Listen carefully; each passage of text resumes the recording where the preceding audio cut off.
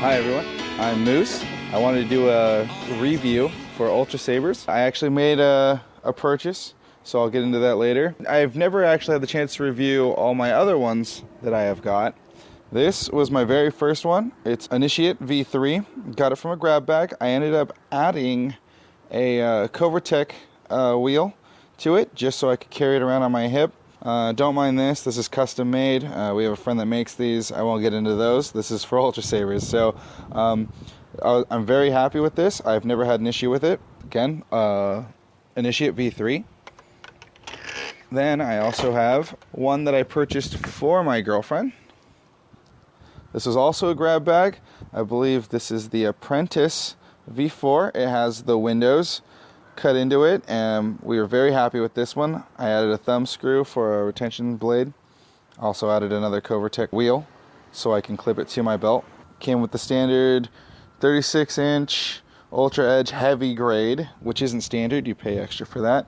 But grab bag, couldn't be any happier. Never had an issue with it. This is one I've gotten off of a trade, but I actually made the initial purchase for it.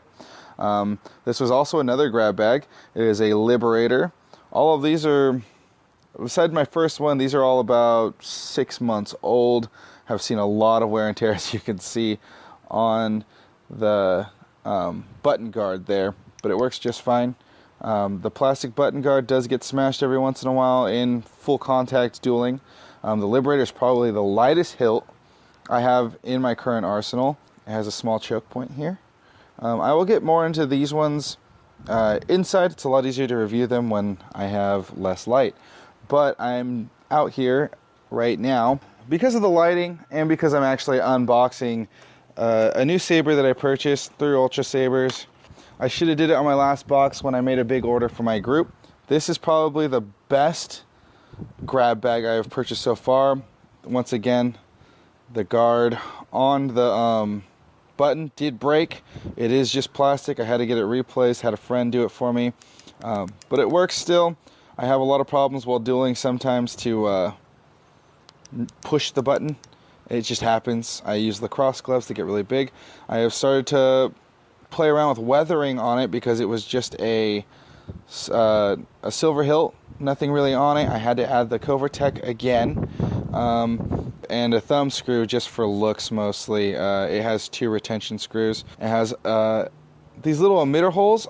I believe it's to add stuff for a Graflex kit, but they're not threaded, oddly enough. I don't know if you can see that in there. They're not threaded. We ended up adding a retention screw in here to hold my LED unit in there. I'll get into those later too, and I'll open up a couple of them to show you my full review.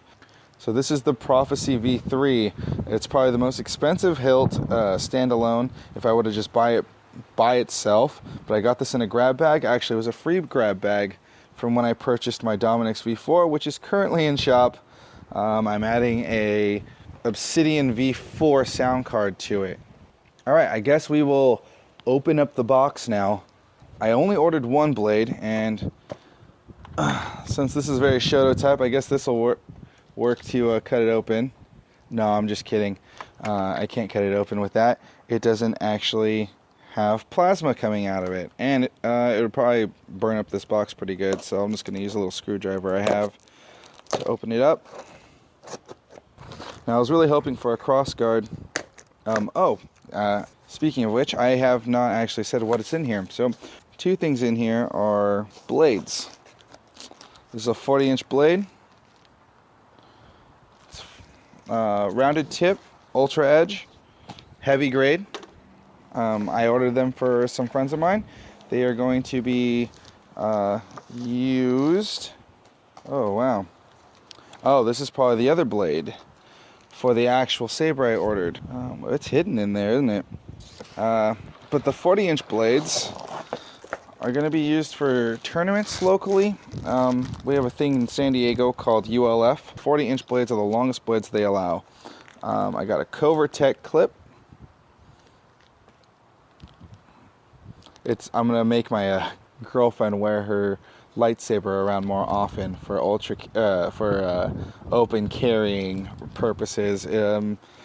I don't think she'll be too fond of it, but after I got it, after I got her saber, she enjoyed dueling and the whole hobby behind it. Now that I got the clip, hopefully she'll start wearing it around too. All right, let's see what's in here. This is pretty big. It's kind of heavy, I guess. It literally is wrapped like a mystery, because that's what it is, a mystery box. All right, let's open this up, shall we? I was really hoping that they would just have it all assembled like they do with the grab bags. I guess that is not the case. Where's my handy dandy screwdriver?